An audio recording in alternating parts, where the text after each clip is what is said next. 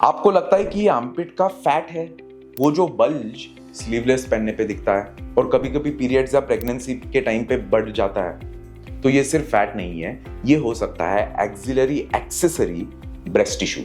आइए समझते ये होता क्या है और इसका ट्रीटमेंट क्या है। तो एक्सिलरी ब्रेस्ट टिश्यू एक एक्स्ट्रा ब्रेस्ट ग्लैंड होता है जो नॉर्मल डेवलपमेंट के दौरान आर्मपिट एरिया में रह जाता है। हमारे बॉडी में मिल्क लाइन या फिर मिल्क रिज होती है चेस्ट में, एक्सिला से लेकर नीचे पेल्विस तक, इस एरिया तक। नॉर्मली बाकी सारे एरियाज के ब्रेस्ट टिश्यूज डिसअपियर हो जाते हैं। चेस्ट के सिर्फ ये दो पार्ट्स में ब्रेस्ट बनना शुरू होता है, डेवलप होता है। लेकिन कुछ लोगों में ये टिश्यू आर्मपिट्स के पास रह जाता है और प्रेगनेंसी, प्यूबर्टी में या फिर वेट गेन के बाद विजिबल हो जाता है।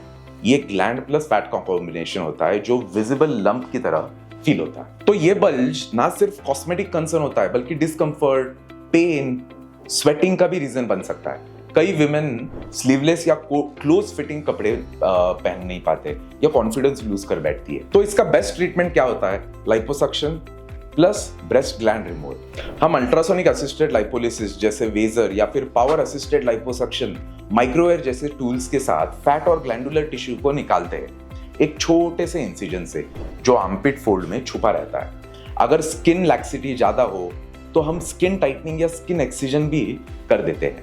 बट मोस्टली अगर आप अर्ली स्टेजेस पे आते हो तो स्किन एक्सिजन की जरूरत नहीं पड़ती या फिर बड़ा कट नहीं आता। इस सर्जरी के बाद रिकवरी यूजुअली एक हफ्ते 10 दिन की होती है। आपको एक कंप्रेशन गारमेंट या फिर कंप्रेशन ड्रेसिंग दिया जाता है।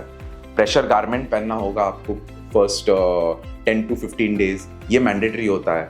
2 हफ्तों तक जिम, हैवी वर्कआउट्स, लिफ्टिंग ये अवॉइड करना होता है और ड्रेसिंग के लिए 1 या 2 क्लिनिक विजिट्स आपको जरूरी होंगे। पेन मिनिमल होता है और आप 3 से 4 दिन में ऑफिस या आपका काम रिज्यूम कर सकते हो। सो एक्सिलरी ब्रेस्ट टिश्यू एक सेफ और ट्रीटेबल कंडीशन है और अगर आप अर्ली स्टेजेस पे ट्रीटमेंट करते हो तो स्कार भी कम से कम या ऑलमोस्ट इनविजिबल रहता है और इसके रिजल्ट्स नेचुरल दिखते हैं। अगर आपको भी ऐसे बल्ज या आर्मपिट फैट लग रहा है तो एक बार कंसल्टेशन जरूर करना with a board certified plastic surgeon. आपके कोई भी डाउट्स या क्वेरीज है related to this armpit fat या एक्सिलरी ब्रेस्ट टिश्यू और एनी एस्थेटिक सर्जरीज तो प्लीज कमेंट सेक्शन में लिखिए, मैं और मेरी टीम जरूर आपको रिप्लाई करेंगे in a safe and scientific way. हमारे वेबसाइट पे भी कम्युनिटी पेज है, आप वो भी देख सकते हो। वहां पे भी हमने बहुत सारे पेशेंट के डाउट्स और क्वेरीज इन डिटेल एक्सप्लेन किए। मैं हूं डॉक्टर ध्रुव, मिलते हैं अगले वीडियो में।